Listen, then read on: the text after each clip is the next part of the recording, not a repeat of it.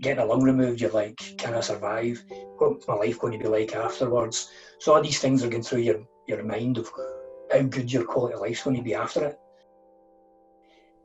I was suspected cancer was in the January of 2014, but I wasn't actually diagnosed until 6 weeks after surgery. My one and only symptom was clubbing of the fingers, which all your fingers swell up. The GP, straight away, he had an idea of what it was, and obviously at that point, he tells you to go for don't leave anywhere else apart from going straight for a chest x-ray, and also referred me to a respiratory consultant. I went for my chest x-ray that day, and as soon as I went there, after my x-ray, sitting in a wee room where you get changed back into your normal clothes, door was opened, and all I could hear was the technician saying, "Oh God, look at that." Whenever you think of lung cancer, the first thing you think of is a death sentence. Nobody survives because all you hear is people dying. There was nervousness, there's apprehension prior to surgery because you're never sure. My opinion on it was I had a mass in my lung. If it had grown so fast in so little a time, what was it going to be like in a couple of years' time? So easy way was listening to what the surgeon says, in the hospital, get it taken out, and that'll be you should be fine. And I went with what he said, and because he was so positive about it, it gave me a positive attitude on it. About a year after, I decided, while I was recovering, I had my own physiotherapist who referred me to exercise referral. I was enjoying the physical side, the exercise, the training. So I thought, well, if I can do it, I can help other people. So I retrained, got myself qualified as a personal trainer, did spin as well as part of it, did house exercise. Then after that, I thought, I really enjoy this, but I want to work more with people with cancer or pulmonary conditions, etc. So I looked into retraining that side, and I did my exercise referral qualification. I did pulmonary rehabilitation, cancer rehabilitation, diabetes and obesity rehabilitation, so that I can work with people from different backgrounds to then help them.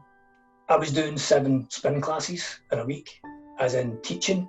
Now, to start with, when I first took the qualification, to teach it, I had to come off the bike because she wouldn't allow me on the bike because of my breathing. But obviously, as I progressed, I got better. My breathing got better, and obviously, as I progressed myself, as in my fitness level got better, so the pulmonary side of it improved. So yeah, I could teach 6 or 7 spin classes in a week.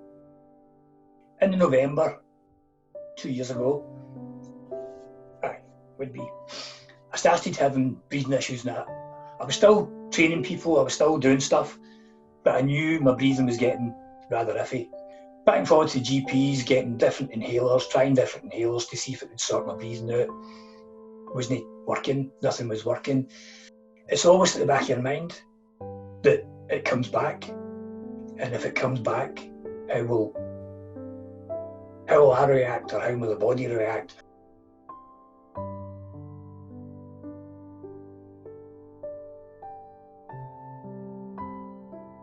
Elaine came at the guy's house, took one look at me and says, "You need to get to hospital." I was like, "Yep, I do." I was in respiratory failure. I had 2 chest infections, pneumonia, which was causing the problems. While I was in there, I took septic shock, I took a heart attack and a stroke, stroke in 2 areas, which obviously causes problems. With me being a one lung person, they struggled to ventilate me, so they didn't know what to do. So they had to talk to ECMO, there's an ECMO centre up in Aberdeen. So they were in communication with there. I wasn't stable enough to get a CT scan or a scan of any sort. So they couldn't scan me to see what was going on. So what they had to do was, last resort was try put me prone. which is face down, to get me to breathe. And at that it seemed to work, but it can only leave you so long that way, and then they've got to keep turning you. And when they were turning me on my back, I was only lasting a short period of time till I was struggling again, so they had to keep moving me. So with that, I spent 10 days in Dundee in the ICU where I was ventilated. So aye, long, hard road. But we're here now, and obviously since then, under the consultancy of the respiratory consultant, she was really good, and she's investigated different bits and pieces where they've now diagnosed me as a severe asthmatic. No one can link it, so they're saying, well, your lung cancer is lung cancer. You're now severely asthmatic because we found this, and it's an enzyme that's elevated in my blood, which is causing the problems. You're saying, well, is it all related that if I had 2 lungs, I would be okay? I've noticed my fingers swelling about the August and didn't go to the January. By that time, I lost a lung. So if you go early, it could be, worst case, a lobectomy, right? They take a lobe away, or they could cure it with radiotherapy or chemotherapy, or get it that way so that they can treat it. I waited months, so the consequences is I've lost a lung. The longer you leave it, the worse it's going to get, because cancer doesn't go away. It's not something that can be cured by doing nothing. It's got to be cured by doing something.